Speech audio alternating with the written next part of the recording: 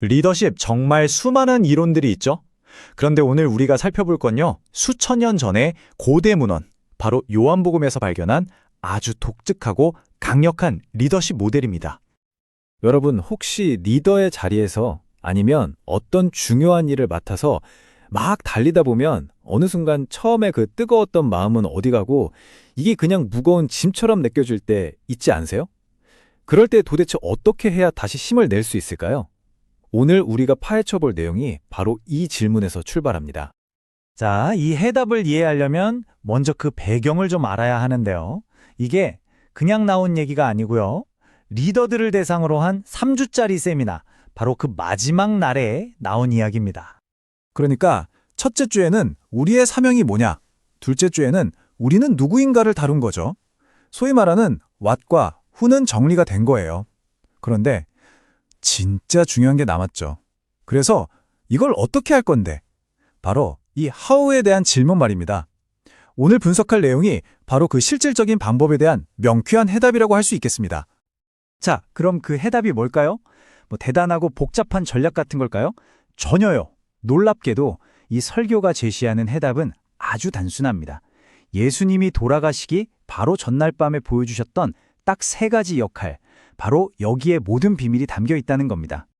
네, 그래서 오늘 우리가 살펴볼 내용은 이겁니다. 섬기는 자로서의 주님, 배우는 자로서의 스승, 그리고 청사진으로서의 본보기. 이 3가지 역할을 차례로 살펴보고 마지막 결론까지 쭉 달려가 보겠습니다.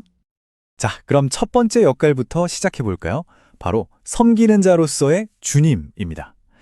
근데 이게 주님이라는 단어 때문에 좀 역설적으로 들리죠?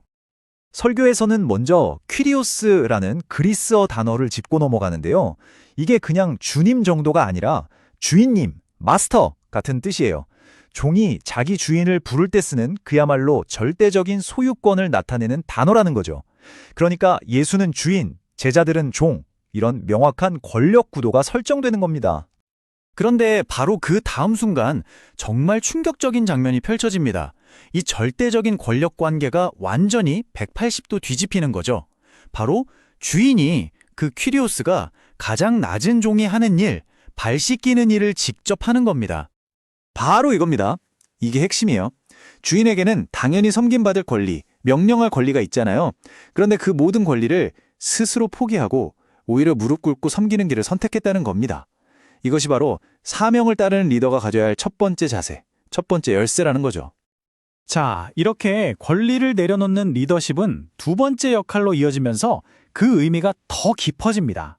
바로 배우는 자로서의 스승입니다. 여기서 스승을 뜻하는 그리스어가 디다스칼로스인데요. 이건 그냥 지식을 가르치는 선생님이 아니에요. 삶 전체에 영향을 주는 마스터, 멘터를 뜻하죠. 이게 뭘 의미하냐면 리더는 자기가 스승인 동시에 이 위대한 디다스칼로스 앞에서는 영원한 학생이어야 한다는 겁니다. 끊임없이 배워야 하는 존재라는 거죠. 이걸 설명하기 위해 설교에서 정말 기가 막힌 비유를 드는데요. 바로 정체된 조직과 성장하는 조직의 차이입니다. 한번 보세요. 정체된 조직은 늘 이렇게 묻습니다. 우리가 원래 어떻게 해왔지? 자기 경험이 법인 거예요. 반면에 성장하는 조직은 딱 하나만 묻습니다. 지금 이 사명을 이루려면 뭐가 필요하지? 과거 경험이 아니라 오직 목표에만 집중하는 거죠. 결과는 보시다시피 극명하게 갈립니다.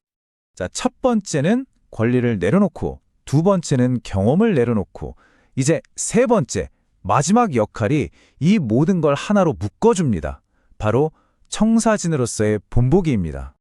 여기서 본보기라는 단어가 그리스어로 튜포스인데 이게 정말 중요합니다. 이게 그냥 저 사람처럼 되면 좋겠다 하는 롤모델 정도가 아니에요. 붕어빵 틀이나 도장 생각하시면 돼요. 찍어내면 그냥 똑같은 게 나오는 거. 원본과 복사본의 차이가 없는 완벽한 복제품을 의미하는 단원입니다. 그래서 내가 본을 보였으니 너희도 그대로 해라, 이 말은 참고해서 비슷하게 해봐가 아니라는 겁니다. 이건 명령이에요. 내가 한 것과 토시 하나 틀리지 말고 똑같이 복사해내라는 강력한 요구인 거죠. 이게 리더에게 던지는 정말 무서운 질문이죠. 당신이 한 일을 보고 사람들이 와, 당신 정말 대단하네요 라고 말하는 게 성공일까요? 아니면 와, 이건 그냥 원본이랑 똑같네 라고 말하는 게 성공일까요? 리더의 목표는 내 흔적을 남기는 게 아니라 원본의 완벽한 복제품이 되는 것이라는 겁니다. 자, 그럼 이 세 가지 역할, 섬기는 주님, 배우는 스승, 복제되는 본보기, 이 세 가지를 리더가 모두 받아들이면 어떻게 될까요? 이제 이 모든 것을 종합하는 마지막 결론으로 가보겠습니다. 결론은 이겁니다. 사명을 따르는 리더의 자세. 첫째, 종으로서 나의 권리를 내려놓는다. 둘째, 학생으로서 나의 경험을 내려놓는다. 마지막으로, 복제품으로서 나의 독창성이 아니라 원본의 행동을 그대로 찍어낸다. 이 세 가지입니다.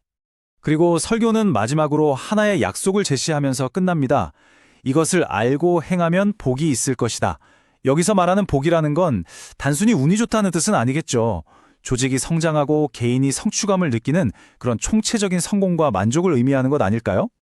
정말 리더십의 패러다임을 완전히 바꾸는 생각인 것 같습니다. 여러분께 마지막으로 이 질문을 던지고 싶네요. 만약 여러분이 직접 무언가를 만드는 설계자가 아니라 원본을 그대로 따라야 하는 청사진이라면 지금 하고 있는 일을 어떻게 다르게 이끌게 될까요? 이 질문에 대한 답을 한번 찾아보시면 좋겠습니다. 오늘 이야기는 여기까지입니다.